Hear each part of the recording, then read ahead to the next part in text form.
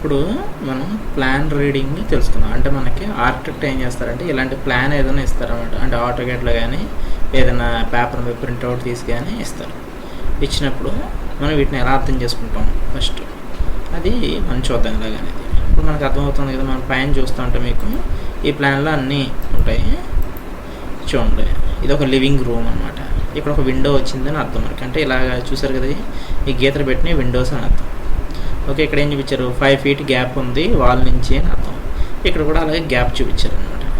ఇది మనకు first entry అవ్వడం కోసం ఎంట్రీ డోర్ అనమాట. అంటే డోర్ సింబల్ చూసారు కదా, ఇలా ఉంటే ఇది డోర్ సింబల్. ఓకే, ఇక్కడేమో ఒక చిన్న గ్లాస్ సైడ్ అంటే డోర్కి పక్కన గ్లాస్ వచ్చినట్టు మీనింగ్. ఇది డైనింగ్ ఏరియా. ఓకే, అంటే ఇలా ఉంది అంటే చూడండి, ఇక్కడ ఒక స్టెప్ ఉంది. అంటే కొంచెం టోటల్గా బిల్డింగ్ ఫ్లోర్ హైట్ ఒక స్టెప్ అంటే ఒక స్టెప్స్ని మనం అలా చెప్తా ఉంటే 6 inches ఉంటుంది స్టెప్ హైట్.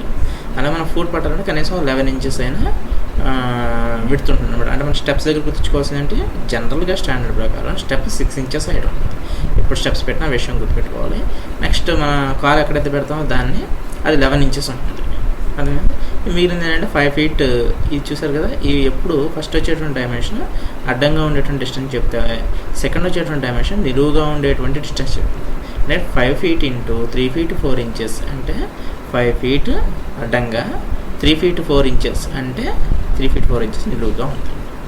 ఓకే, ఈ బయట ఉండేటువంటి వాల్స్ అన్నీ కూడా 9 inches ఉంటాయి. అంటే మీరు బయట నుంచి ఎలివేషన్ చేసేటప్పుడు 9 inches థిక్నెస్తో ఎక్స్ట్రూడ్ చేయాల్సి ఉంటుంది అనమాట. ఎక్స్ట్రూడ్ ఇస్తాం కదా థిక్నెస్ అలా. ఇప్పుడు ఇచ్చి ఉంటుంది. ఇక్కడ కూడా మళ్ళీ మనకి విండో ఉంది. ఇది పూజ ఉంది కదా, ఇక్కడ ఏంటంటే ఇది వెంటిలేటర్ అనమాట. చిన్నది ఇచ్చారు, పూజ వెంటిలేటర్.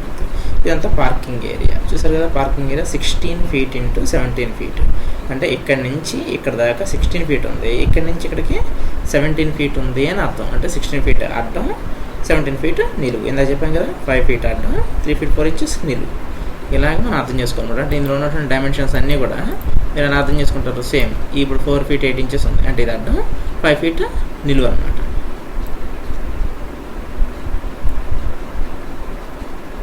ఓకే, ఇప్పుడు ఇందులో ఉన్నటువంటి అన్నీ మీరు ఇవన్నీ ఇది చూడండి ఇలా ఉంది. యువతల నుంచి అంటే పొడవుగా విండోస్ షేప్ ఇలా ఇస్తారనమాట. ఇవి చూదురుగానే ఇలా ఉంటాయి అన్నది. ఇప్పుడు ఇది కూడా అంతే. ఇది మనకేంటి కిచెన్ ఏరియా వచ్చింది. అంటే కిచెన్ ఏరియాలో కిచెన్ విండో. అయితే ఈ కిచెన్ విండో పెట్టేటప్పుడు గుర్తుంచుకోవాల్సిన విషయం ఏంటంటే, కిచెన్ ప్లాట్ఫామ్ హైట్ ఉంటుంది కదా, అంటే ఆల్మోస్ట్ అది 3 feet దాకా ఉంటుంది. మరి కిచెన్ ప్లాట్ఫామ్ తర్వాత మీకు టైల్స్ అంటిస్తారు మీరు ఎక్కడైనా అబ్జర్వ్ చేస్తే. ఎందుకంటే కిచెన్ మీద ఏమైనా చింది అని కూడా వాల్ మీద పడకుండా కోసం టైల్స్ ఉంటాయి అనమాట.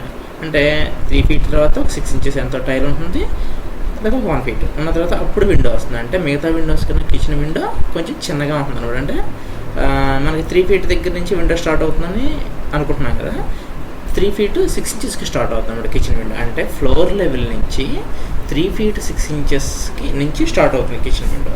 అలాగే విండో సైజ్ ఎంత ఉంటాయి, 4 feet into 4 feet. అంటే 4 feet విడ్త్, 4 feet హైట్ ఉంటాయి అనమాట. జనరల్గా క్లియర్గా వాళ్ళు స్పెసిఫై చేస్తే అప్పుడు హైట్స్ మార్చుకోవాలి తప్ప, లేకపోతే 4 feet into 4 feet అంటే 4 feet హైట్ 4 feet విడ్త్ పెట్టాలి. అలాగే విండో ఎక్కడ స్టార్ట్ అవుతుంది, గ్రౌండ్ లెవెల్ నుంచి అంటే ఫ్లోర్ లెవెల్ నుంచి మొదలుపెట్టి, అంటే మనం లోపల మన ఇంట్లో చూస్తే ఫ్లోర్ ఉంటుంది, ఫ్లోర్ లెవెల్ నుంచి 3 feetలో విండో స్టార్ట్ అవుతుంది. అక్కడి నుంచి 4 feet హైట్ దాకా విండో ఉంటుంది. అలాగే డోర్ కూడా మనకి సేమ్ విండో టాప్ లెవెల్లో మ్యాచ్ చేస్తూనే మనం పెడతాం అనమాట. ఓకే, ముందు ఏం చేయాలంటే ఇవన్నీ, సపోజ్ బెడ్రూమ్ ఉంది, బెడ్రూమ్ ఏరియా ఎంత అంటే 12 feet ఇది అడ్డం, 14 feet నిలువు. ఇవన్నీ డోర్స్ అనమాట. ఇది ఏంటి మీకు ఈ చూసుకోవాలి జాగ్రత్తగా. ఇదేమో మళ్ళీ మనం బయటకి వెనకాల ఇక్కడ గ్లాస్ ఉంది, ఇది మళ్ళీ డోరు. అర్థమైంది కదా, ఇదంతా టాయిలెట్ ఏరియా, టాయిలెట్కి ఇది డోర్ అనమాట.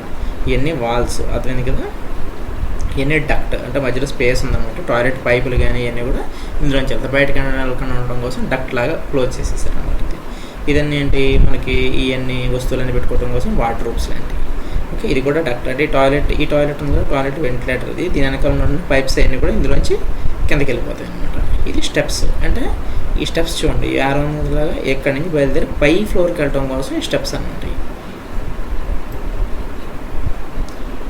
ఇప్పుడు మీరు అబ్జర్వ్ చేయాల్సింది ఏంటంటే, ఇప్పుడు ఫీట్స్ చూడండి. ఇక్కడ ఎప్పుడైనా చూస్తే ఫీట్స్కి ఒక చిన్న గీత ఉంటుంది, ఇంచెస్కి 2 చిన్న గీతలు ఉంటాయి. 4 feet 8 inches, 5 feet 0 inches, 5 feet 3 feet 8 inches. అర్థం కదా, ఇలా అర్థం చేసుకోవాలి.